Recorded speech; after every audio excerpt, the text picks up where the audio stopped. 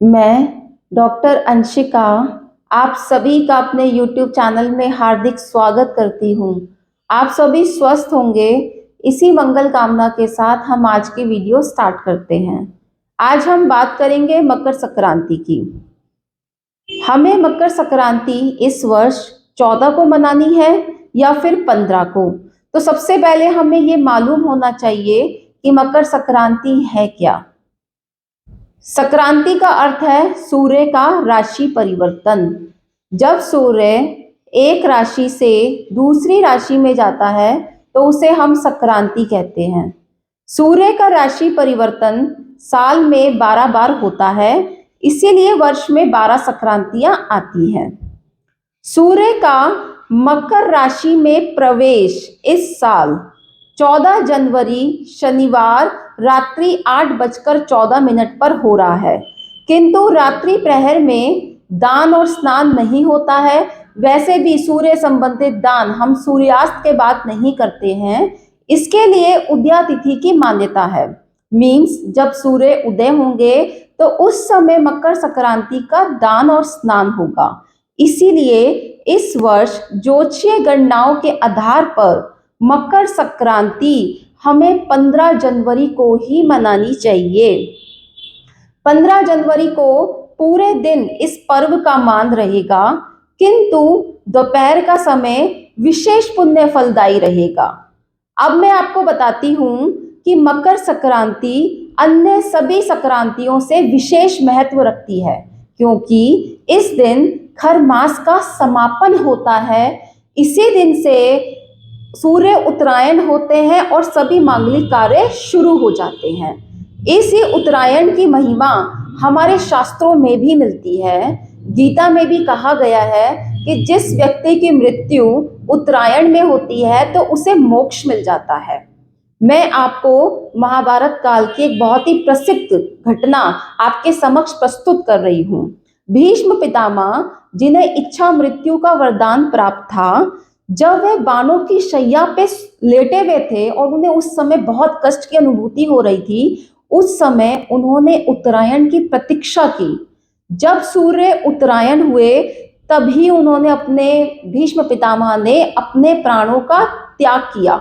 इसी कारण से उत्तरायण की महिमा हमें स्वयं पता चलती है। हमारे शास्त्रों में इस बात का भी उल्लेख मिलता है कि गंगा मैया इसी दिन मकर संक्रांति पे पृथ्वी लोक पर आई थी। इसीलिए मकर संक्रांति पर गंगा स्नान का विशेष महत्व है।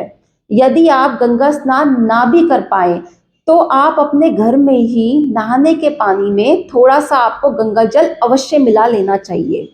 इस दिन सूर्य की पूजा का विशेष प्रावधान है। संयोग की बात है कि इस वर्ष मकर संक्रांति रविवार को ही पड़ रही है, अतः सूर्य का पूजा करके दान करके हम विशेष लाभ उठा सकते हैं। अब मैं आपको बताती हूँ कि हम मकर संक्रांति पर सूर्य की विशेष पूजा कैसे करें जिससे कि हमें ज्यादा लाभ प्राप्त हो। हमें एक तांबे का लोटा लेना है, उसमें जल भरना है, थोड़ा सा गंगा जल मिलाना है, उसमें गुड़, चुटकी भर काले तिल, चुटकी भर रोली और कुछ गुलाब के फूल की पंखुड़ियां मिलाकर सूर्य देव को अर्घ्य देना है। अर्घ्य देते समय हमें ओम घृणी सूर्याय नमः इस मंत्र का 3 बारी उच्चारण करना है और खड़े ही खड़े सूर्य देव की 7 परिक्रमा क्लॉकवाइज करना है। हमारे शास्त्रों में 5 प्रकार के उपायों का उल्लेख मिलता है: मंत्र, रतन, दान, स्नान और औषधि। दान करने से हम इष्ट की प्राप्ति और अनिष्ट का परिहार कर सकते हैं। दान विशेष पुण्य फलदायी होता है। दान कभी भी किया जा सकता है, किंतु जब हम किसी पर्व काल में दान करते हैं तो उसका इफेक्ट 100 गुना बढ़ जाता है। मकर संक्रांति पर दान का विशेष महत्व है। मकर संक्रांति पर किया गया दान हमें 100 गुना फल प्रदान करता है। अन्न का दान सबसे बड़ा दान माना जाता है।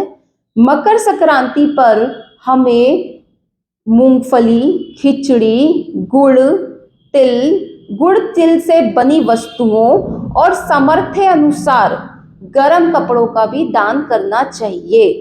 कोशिश कीजिए कि इस दिन आपके घर से कोई खाली ना जाए, हमें सामर्थ्य अनुसार दान करना चाहिए।